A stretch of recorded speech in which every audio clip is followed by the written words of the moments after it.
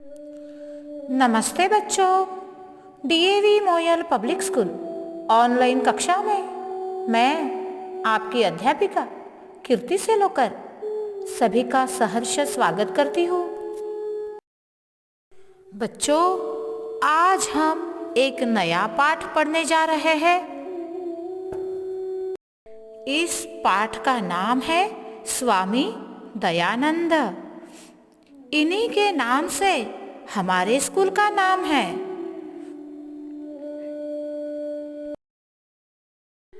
आपने स्वामी दयानंद सरस्वती जी का नाम तो सुना ही होगा।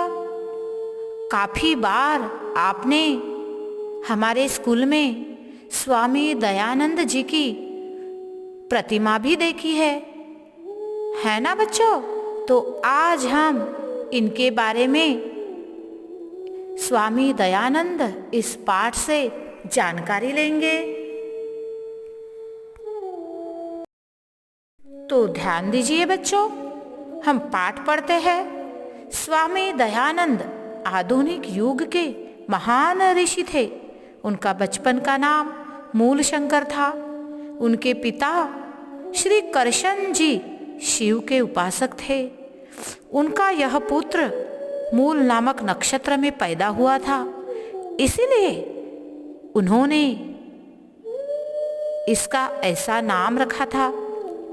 बच्चों, स्वामी दयानंद सरस्वती इस आधुनिक युग के महान ऋषि थे। उनका बचपन का नाम स्वामी दयानंद नहीं था। उनके बचपन का नाम था मूलशंकर और उनके पिता का नाम था श्री करशन जी। और उनके पिताजी शिव के, भगवान शंकर के उपासक थे। उनकी पूजा आराधना करते थे। और स्वामी दयानंद जी मूल नामक नक्षत्र में पैदा हुए, इसीलिए उनका नाम उनके पिताजी ने मूलशंकर रखा था। जब मूलशंकर कुछ बड़े हुए तो पिता ने इन्हें शिव का महत्व बताया और शिवरात्रि का व्रत करने की प्रेरणा दी। मूलशंकर ने यह व्रत रखा तथा रात्रि जागरण भी किया। अन्य भक्तों के सो जाने पर भी मूलशंकर जागते रहे। इस बीच शिव पिंडी पर एक चूहा चढ़ा। वह चढ़ाए गए पूजापे को खाने लगा।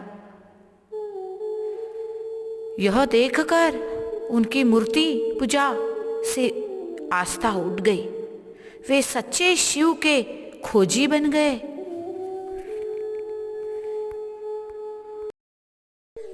बच्चों, मूलशंकर जब थोड़े बड़े हुए तो उनके पिताजी ने उन्हें शिव का महत्व बताया, शंकर जी का महत्व बताया और उनको शिवरात्रि का व्रत रखने की प्रेरणा दी। फिर मूलशंकर जी ने भी शिवरात्रि का व्रत रखा।